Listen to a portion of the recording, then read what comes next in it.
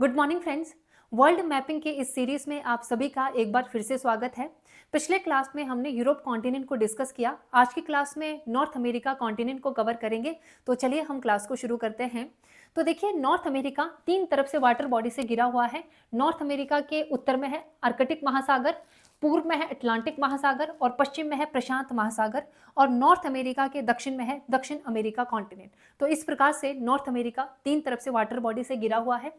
उत्तर में है Arctic ocean, पूर्व में है अटलांटिक ओशन, पश्चिम में पैसिफिक ओशन और दक्षिण में है दक्षिण अमेरिका कॉन्टिनेंट। अब नॉर्थ अमेरिका में मुख्य भूमि पर 10 देश हैं, राइट। अब 10 में से भी देखिए तीन बड़े बड़े देश यहाँ पे मिल जाएंगे, कनाडा, यूएसए और मेक्सिको। और नॉर्थ अमेरिका का मैक्सिमम जो एरिया है वो ये तीन देश कवर करता है, कनाडा, यूएसए और मेक्सिको, राइट। और यहाँ पे देखेंगे आप, कनाडा के नॉर्थ में है अलास्का। तो अलास्का अलग स्वतंत्र देश नहीं है, अलास्का यूएसए की ही टेरिटरी है। तो अलास्का यूएसए का ही टेरिटरी है, तो यूएसए हो गया यहाँ पे, ये कनाडा, यहाँ पे बीच में यूएसए और फिर मेक्सिको। तो तीन बड़े देश। और उसके बाद मेक्सिको के दक्षिण में 7 छोटे छोटे देश आपको मिल जाएंगे। तो ये जो देश है इनकी राजधानियों से भी क्वेश्चंस बनते हैं और इनके क्रम भी इंपॉर्टेंट है, क्रम कभी कभार पूछा जाता है। तो मेक्सिको के दक्षिण में देखिए ग्वाटेमाला और बेलीज, राइट। उसके दक्षिण में एल सल्वाडोर, होंडुरस, और फिर उसके दक्षिण में आपको मिलेगा निकारागुआ, राइट। और फिर दक्षिण में कोस्टा रिका और सबसे लास्ट में पनामा। तो ये जो 7 देश हैं ये यहाँ पे मेक्सिको के दक्षिण में है, इनके क्रम याद रखिएगा आप। और इन 7 देशों को कहा जाता है सेंट्रल अमेरिका। तो सेंट्रल अमेरिका में ये 7 देश आएंगे।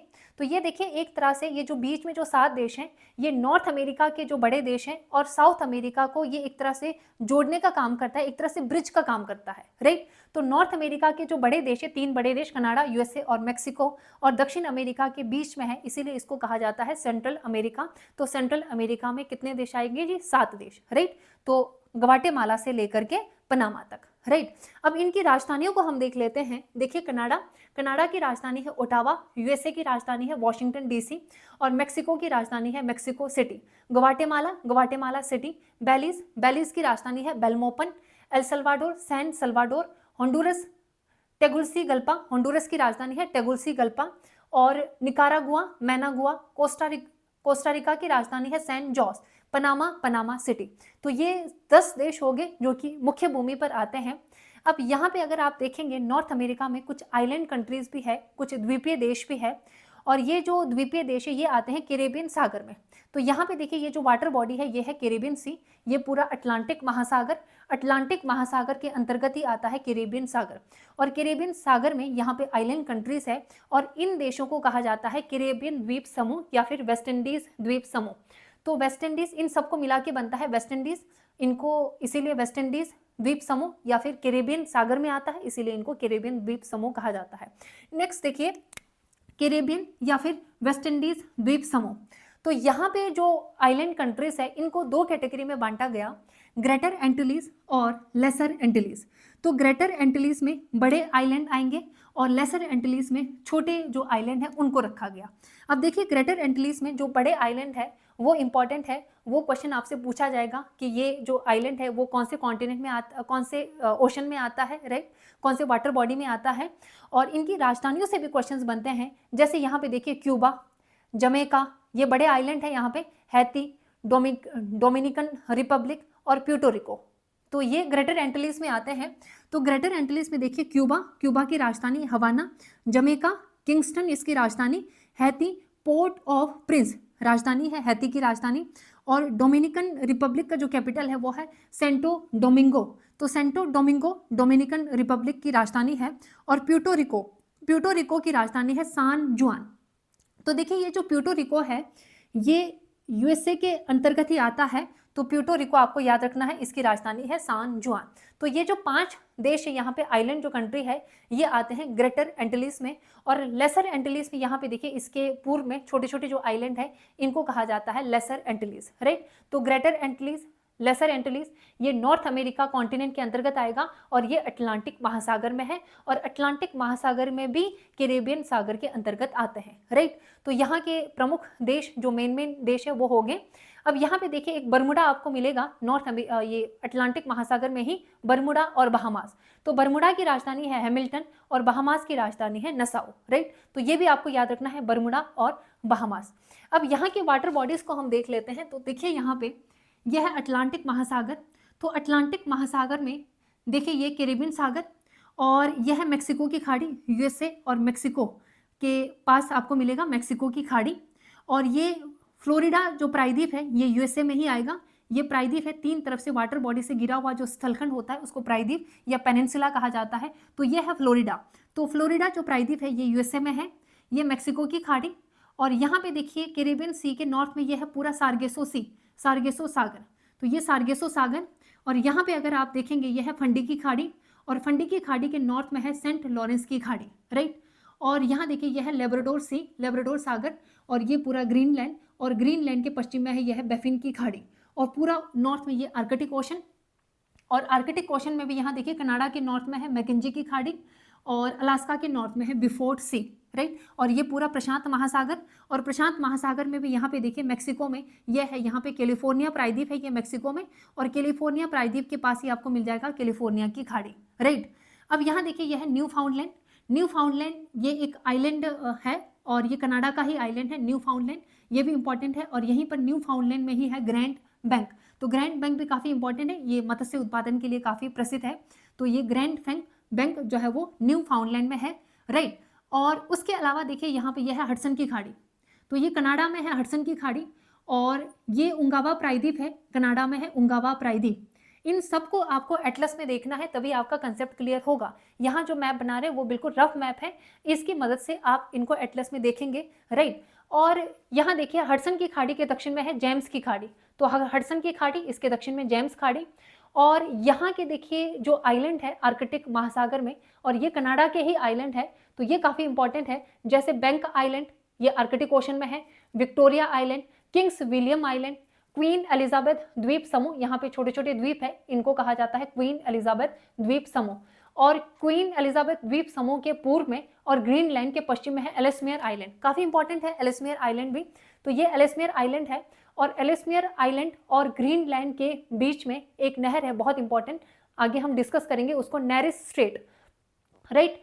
और उसके बाद देखिए यहाँ पे जो हडसन की खाड़ी है, हडसन की खाड़ी में एक द्वीप है साउथ हैम्पटन द्वीप। तो आपसे क्वेश्चन सीधा पूछा जा सकता है कि साउथ हैम्पटन जो द्वीप है वो कौन से वाटर बॉडी में है, राइट। तो यहाँ पे देखिए ये हडसन की खाड़ी में है साउथ हैम्पटन द्वीप, राइट। तो ये वाटर बॉडीज हो गए। उसके बाद नेक्स्ट देखिए यहाँ पे, तो जैसे कि हमने आपको कहा सेंट्रल जो अमेरिका है, सेंट्रल अमेरिका के अंतर्गत 7 देश आएंगे, राइट। और ये ग्वाटेमाला से लेकर के यानी मेक्सिको के दक्षिण में जितने भी देश हैं, ये 7 देश हैं, ये आते हैं सेंट्रल अमेरिका में, राइट। और एक आपने शब्द सुना होगा, तो यहाँ पे देखिए पॉइंट लिखा है सेंट्रल अमेरिका। तो सेंट्रल अमेरिका ग्वाटेमाला से लेकर के पनामा तक जो देश है, ये 7 देश हैं, ये आ जाते हैं सेंट्रल अमेरिका में। उसके बाद देखिए मिडल अमेरिका, तो मिडल अमेरिका में देश 8 आ जाएंगे, 7 तो यही सेंट्रल अमेरिका के देश, राइट। और एक आ जाएगा मेक्सिको। तो जब सेंट्रल अमेरिका में मेक्सिको के ऐड कर देंगे वो बन जाएगा मिडल अमेरिका, राइट। तो मेक्सिको से लेकर के पनामा तक ये जो 8 देश है इनको कहा जाता है मिडल अमेरिका, राइट। तो यहाँ देखिए मिडल अमेरिका में मेक्सिको से लेके पनामा तक ये 8 देश हैं। और एक लैटिन अमेरिका भी है। तो लैटिन अमेरिका क्या है, लैटिन अमेरिका इसमें दक्षिण अमेरिका में इसमें शामिल हो जाएगा दक्षिण अमेरिका कॉन्टिनेंट।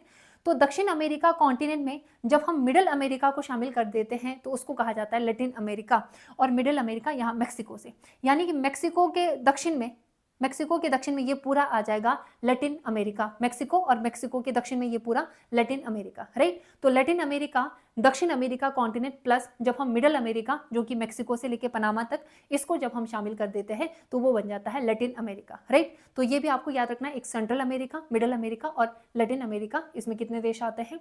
और दूसरा देखिए यहाँ पे ग्रीनलैंड, ये जो ग्रीनलैंड है ये सबसे बड़ा आइलैंड है पूरे विश्व का, राइट। और ये यहाँ पे देखिए ये है अटलांटिक महासागर और आर्कटिक महासागर के बीच में पड़ता है ग्रीनलैंड।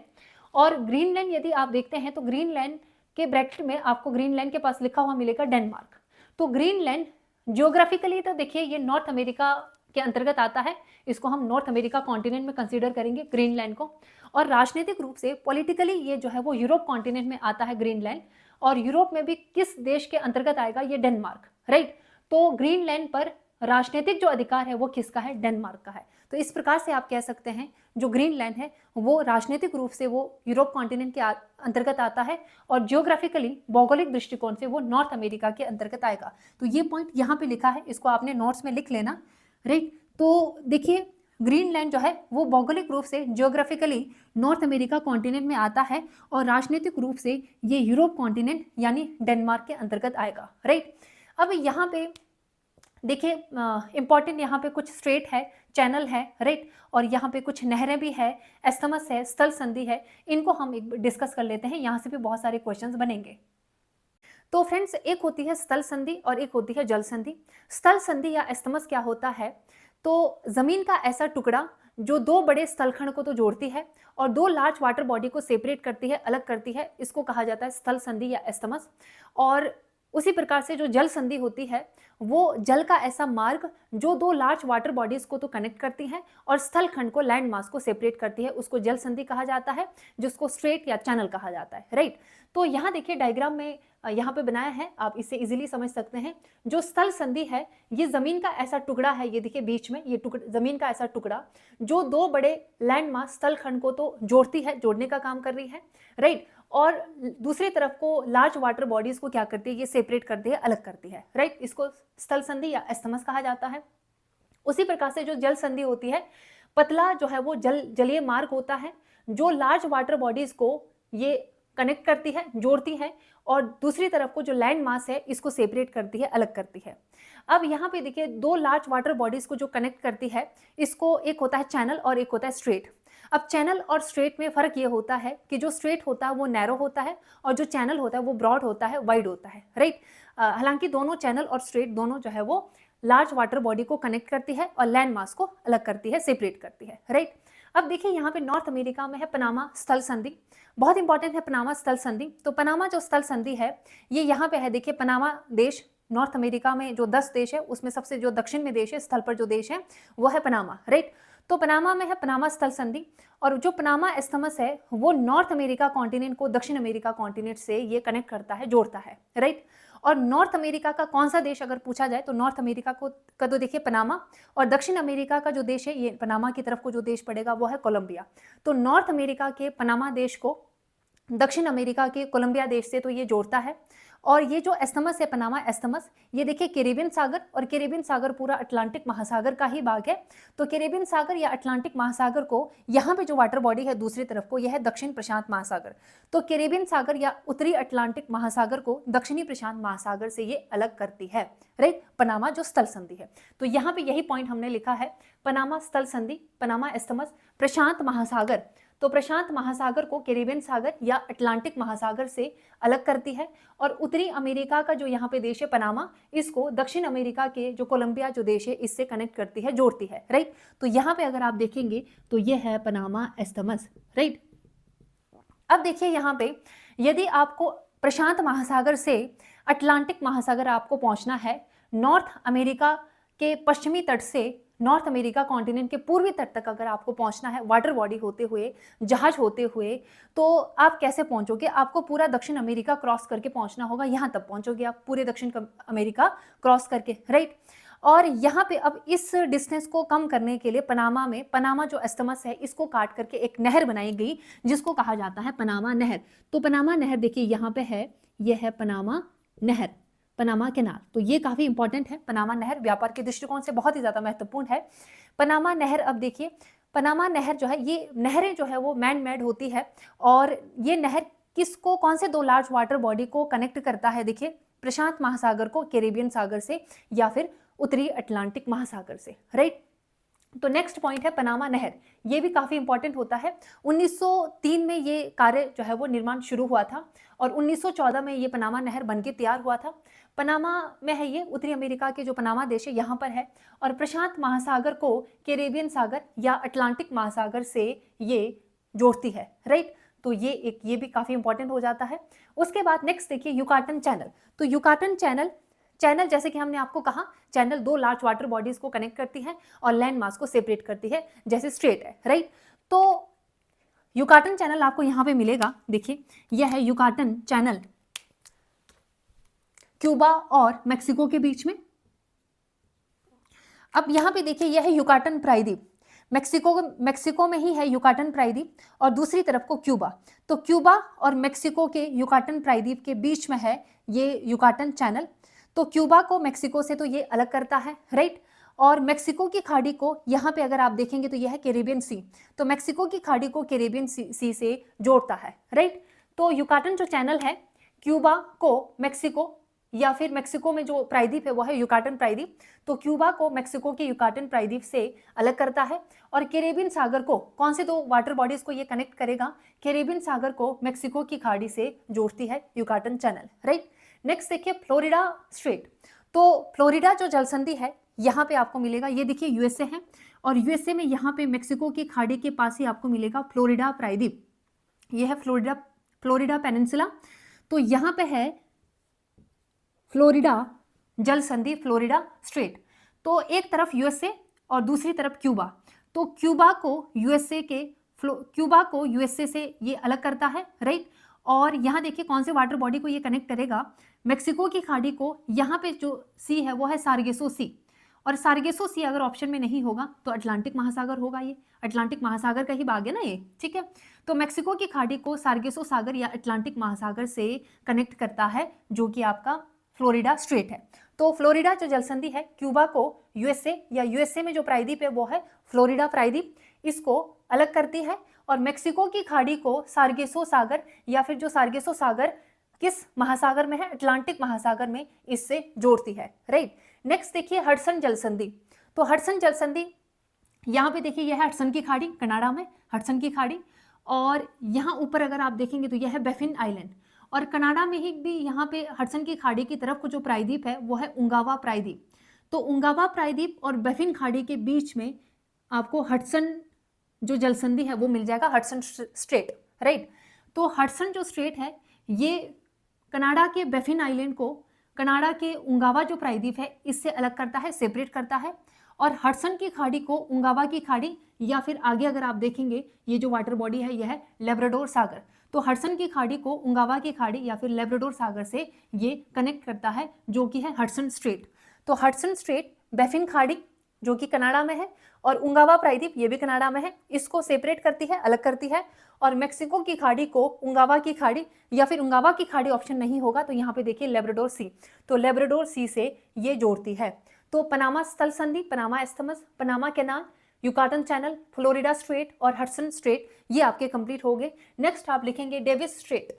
तो नेक्स्ट देखिए डेविस स्ट्रेट। तो डेविस स्ट्रेट देखिए यहाँ पे है ग्रीनलैंड और बैफिन जो आइलैंड है इसके बीच में है डेविस स्ट्रेट। तो ये ग्रीनलैंड या फिर डेनमार्क को बैफिन आइलैंड जो कि कनाडा का है इससे सेपरेट करता है, अलग करता है। और यहाँ पे देखिए लेब्राडोर जो सी है इसको बैफिन की खाड़ी से कनेक्ट करता है, राइट। तो जो डेविस जलसंधि है ग्रीनलैंड या फिर डेनमार्क को बैफिन द्वीप जो कि कनाडा का है इससे अलग करती है, और बैफिन की जो खाड़ी है इसको लेब्राडोर जो सी है उससे जोड़ती है, राइट। तो ये होगी डेविस जलसंधि। नेक्स्ट देखिएगा नेरिस स्ट्रेट। तो नेरिस स्ट्रेट यहाँ पे देखिए ग्रीनलैंड और कनाडा का ही एक आइलैंड है एलिसमेयर आइलैंड, ग्रीनलैंड के पश्चिम में, तो इनके बीच में है नेरिस स्ट्रेट। यहाँ पे आपको एटलस में देखना है इनको, ग्रीनलैंड और एलिसमेयर जो द्वीप है इसको अलग करता है। और बैफिन की खाड़ी को नॉर्थ में देखिए ये आर्कटिक महासागर है पूरा, तो बैफिन की खाड़ी को आर्कटिक महासागर से जोड़ता है। तो नेरिस जलसंधि ग्रीनलैंड या फिर डेनमार्क को एलिसमेयर द्वीप कनाडा से अलग करता है और बैफिन की खाड़ी को आर्कटिक महासागर से जोड़ती है, राइट। नेक्स्ट है जी डेनमार्क जलसंधि। तो डेनमार्क जलसंधि यहाँ पे देखिए ग्रीनलैंड और ग्रीनलैंड के पूर्व में एक आइलैंड आपको मिलेगा जो कि है आइसलैंड। तो यह है आइसलैंड,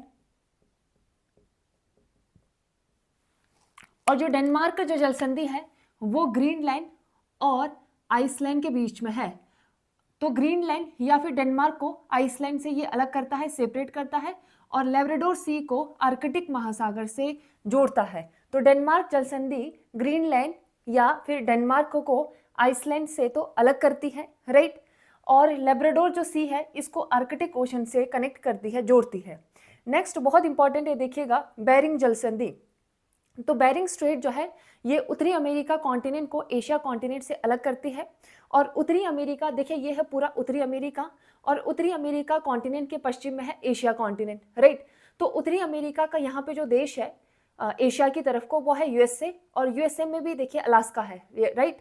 तो यहाँ पे अलास्का जो कि यूएसए की टेरिटरी है, इसको यहाँ पे अगर आप देखेंगे एशिया यूएसए के पश्चिम में, और एशिया का जो देश है यहाँ पे रूस, तो इनके बीच में है बेरिंग स्ट्रेट। तो बहुत ही ज़्यादा इंपॉर्टेंट है बेरिंग स्ट्रेट।